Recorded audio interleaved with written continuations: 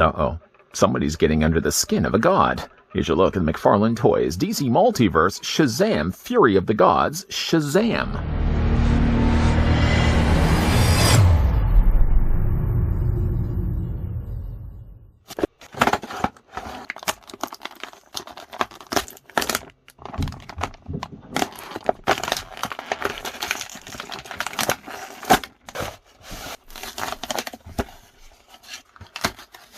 Billy Batson's parents died when he was still a baby. The orphaned child believed he had no one to rely on and had to fend for himself. One day he was guided to the Rock of Eternity, where the ancient wizard Shazam waited the world needed heroes, and the boy became the wizard's new champion, able to transform himself into an adult superhero by calling down the magical bolt of lightning. Now, whenever evil must be stopped, or people are in need of help, Earth can rely on the power of Shazam. Just before we get the review underway for the Fury of the Gods Shazam, one magic word I would like to speak right now is not the magic word you're probably thinking it's going to be, but rather instead, thank you. In other words, thanking the folks over at Mcfarlane Toys that did provide this sample of the Fury of the Gods Shazam that we could have a look at in this review. Following to that, I'm going to grab the tape measure just to see how tall the figure stands. Shazam, in this case, stands 7 inches exactly, or the figure's going to be 18 centimeters tall. Sharing the screen now, we can bring in a couple of figures for comparisons. Here's what the Fury of the Gods Shazam looks like with a much bigger looking DC Rebirth Shazam. Not only is the one from Rebirth a lot bigger, but he's also a lot more orange. If you compare the two, you can definitely see the one from the movie has a more vibrant red color than I'm used to seeing when it comes to Captain Marvel or Shazam. The one from DC Rebirth, even in the review of him, I did talk about the fact that his costume was a little on the more orangey side. Another character, speaking of sharing the screen, here's what he looks like with The Rock's Black Adam. Boy, I can't wait for when these two clash on the big... Hold on a second, what? What do you mean? Oh, apparently Rock doesn't want to play ball. So, while we wouldn't be able to see them unfortunately clashing on the big silver screen, we can at least have them clashing on your display shelf, as here's what the two figures look like next to one another. Oh man, what a mess that was. Anyways, let's look at the accessories to come included with Shazam from Fury of the Gods. The first of which, the figure comes included with a trading card. I guess you could say it does bear somewhat of a likeness to Zachary Levi. Of course, the actor now has played Shazam 2 times already. With the success of what we're seeing with Shazam Fury of the Gods, I don't know whether he's going to still be around for any other Shazam movies, but in this case, it actually does look like it looks more like Zachary Levi if he was animated, more like a cartoon. It's a little jarring because I would have expected a trading card to actually look just, well, it would have been just a still from the movie. I guess this does work. I mean, considering I am one that really advocates to have these trading cards look like source material or the illustrated comics, I guess this does work pretty good to have those then have this kind of card along with the rest of my trading cards. I'm going to flip this around to the back. The real name is Billy Batson. And then down below, there's a paragraph read. You can read for yourself if you so wish. I happen to have read this also for you at the beginning of the review. You're welcome. Going to move that to the side. Figure also comes included with the same display stand as all the other cases of DC Multiverse figures.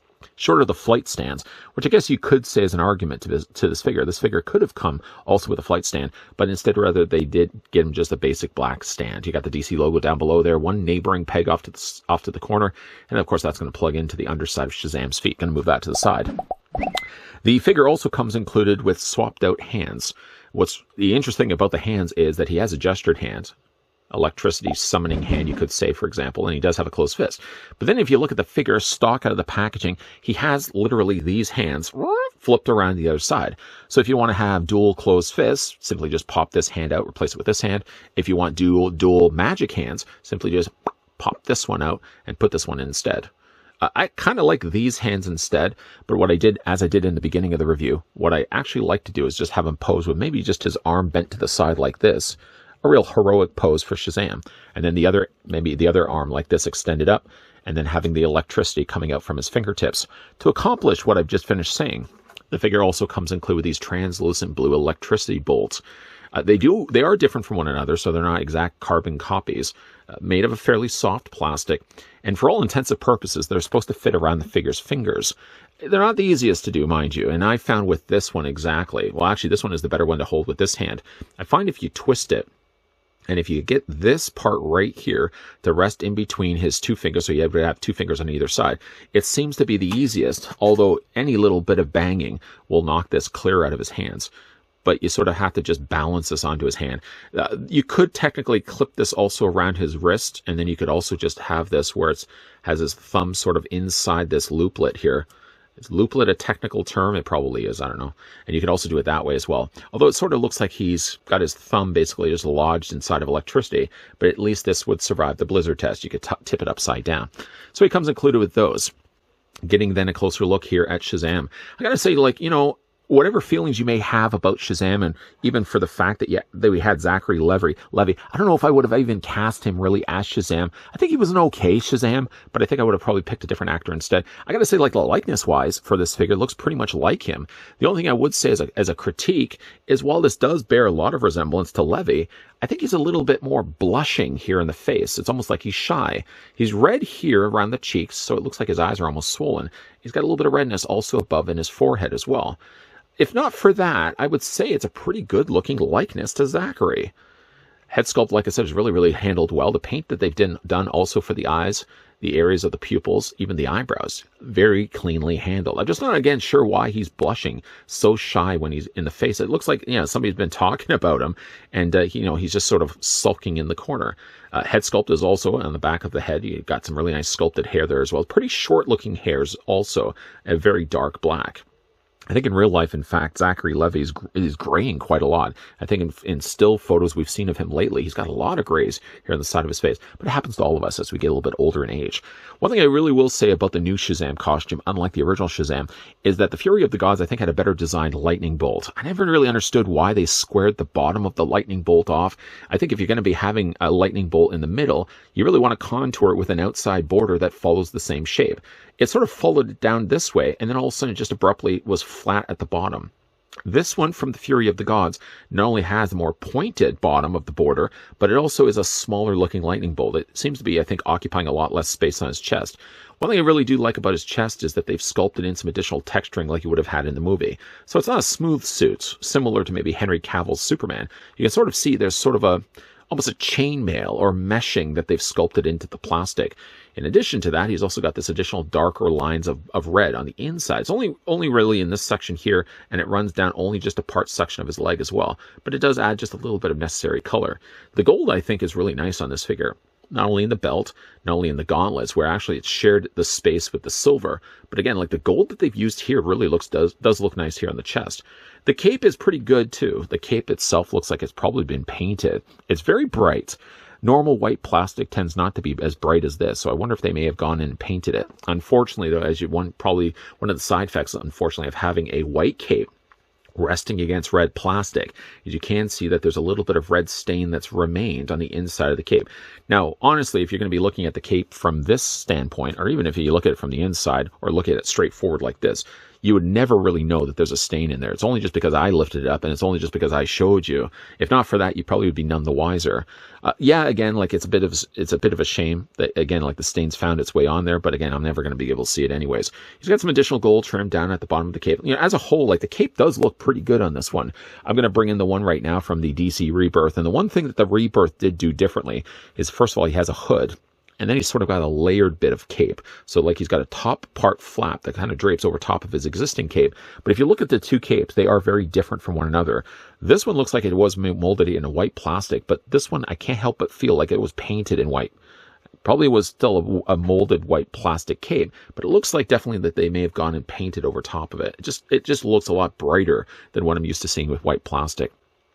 The boots themselves also look really quite good too. You got a little bit of little line panels there added as silver to an otherwise all gold boots. Even like the parts that are actually detailed, even on the hinge joint. I mean, I was surprised to actually see that they put as much detailing on the side joint of that, because really, like, this part would be the hinge anyways. You would just expect this just to be a smooth joint, and of course just the one pin running through it. But they did actually sculpt the side. I think that's a nice little touch. Of course, he does have the peg holes on the undersides of his feet, so that does plug into a display stand, which I just so happen to have a display stand right there. For the figure's articulation, let's start back with his head. Head rotates all the way around. And with this one, actually, I did notice his head does look up pretty high. So if you do manage to get yourself a display stand, like a flight stand, which I probably have like, I don't know, like 3 or 4 of them probably kicking around right now. I probably could use myself a display stand, a flight post stand, just attach it onto the like the waist area of him. And because he does have a fairly high reach for his head, he'd actually be able to look to see where he's going while he's flying. Head does also look down to about that much. You can also rock the head back and forth also as well. As for the shoulders do come out. Now there's again that little socket joint on the inside, sort of to conceal the joint that they put into the arms. Arms, though, rotate all the way around. There's a single swivel in the bicep, although a double hinge in the elbow. Hands rotate all the way around, so you can hinge them also back and forth. Upper torso is on a very generous ball joint, and also he's got a very generous lower ball joint as well, just below the belt, just at the bottom of his abdomen. This part, again, is a softer plastic, but I've noticed lately with a lot of the figures that Mcfarlane's team are doing, like, they're really still very tapered off. The older figures may have had the problem of having what many people quote to be the figure diaper, where it sort of has, like, this part seems to be a little bit bigger than the rest of the legs or the rest of the abdomen above it. So it sort of does result in it looking like he's got a little bit more of a diaper design. With these actually being a little bit more tapered off, it follows not only the form of the body, but also gives him less the look that he actually has a diaper. You can hinge the feet up or hinge the legs up. You can see it does soften and warp the plastic in the process. There's the ratchet joints on the inside there. You can take the legs and you move forward. You can move them back. It's a mild swivel just at the top of the thigh. Once again, you've got a double hinge on the knee. The boots themselves don't seem to swivel, so it looks like it may have been just a continuation of the calf sculpt, but he does have at least ankle articulation that you can move back and forth this way, move back and forth this way, and there's also, again, that toe articulation as well. You know, as a whole, while I didn't love the movie, I would say at least it was an entertaining movie. Of course, the prospect of actually having The Rock ever clashing this guy. We all now know the news of what ended up happening. Rock didn't want to even play ball when it came to actually being in Zachary Levi's movie, or vice versa. Apparently, he didn't want any of the cast of Shazam even to appear in the Black Adam movie or in a subsequent planned sequel. I don't really know the reasoning for that. So while we unfortunately won't be able to get a clash, let's just reach off to the camera right here. Let's slide over. Zachary Levi's Shazam. While we won't have the two of these guys clashing on the big screen, we have at least the next best thing, really decently detailed looking figures, courtesy of the folks over at Mcfarlane Toys. Considering you never really get instructions along with these figures as exactly where these effects go on to, these plastic pieces that come along with these figures usually are electricity, but they never really show you exactly where the figures go. You sort of have to wing it when it comes to displaying them. I decided to do something a little bit different here in Final Looks, and I ended up using one of them and sort of having the two arms bridged together with the stream of electricity between the two. I kind of like this look, and instead of actually worrying about these long dangling things of plastic that eventually will just fall off the figure's fingers or fists anyways, I kind of like the idea of actually just having it look like he's summoning the electricity in between his two arms. I might just run with that for the time being. This, I believe, is the only time we are getting ourselves a Shazam Fury of the Gods, well, any Shazam movie Shazam. And I think also for the state of where the movie sits right now in box office results, the likelihood of us probably getting another Shazam is not likely going to happen. Shazam apparently was planned to be appearing as a cameo in other movies as well, but apparently Rock just kiboshed the whole thing. He wasn't going to have any of that, which is really a bit of a shame because he really was, at least in front of the screen, in front of the cameras, it seemed like he was really advocating for a changing of the guards when it comes to the DC films. It seemed at the end, after all reading the news that have now surfaced online, that it did not seem to be the case, and Rock was sort of just thinking about himself. Oh, poor Rock. It did seem like he was really just trying to be a hero for the DC multiverse, and it ended up being the villain, just as much as he was the villain in Black Adam. But what do you guys think of Shazam, Fury of the Gods? First of all, what did you guys think of the movie? Did you like it? Did you not like it? Let me know down below in the comment section. Also, as well, what do you guys think of this figure? Good or bad? Let me know down below in the comment section. Once again, I'd like to thank the folks over at Mcfarlane Toys that did provide the sample of the brand new Shazam, Fury of the Gods Shazam that we could have a look at in this review. If you guys certainly enjoyed this video, why not hit it with a like? If you guys are loving the content you guys are seeing and certainly on board to see more, then make sure you hit the subscribe button down below and that you're also turning on the bell notification. There are going to be also videos coming your way, so make sure you're keeping your peepers peeled to this channel. And as always, guys, thanks for watching. See you guys next time.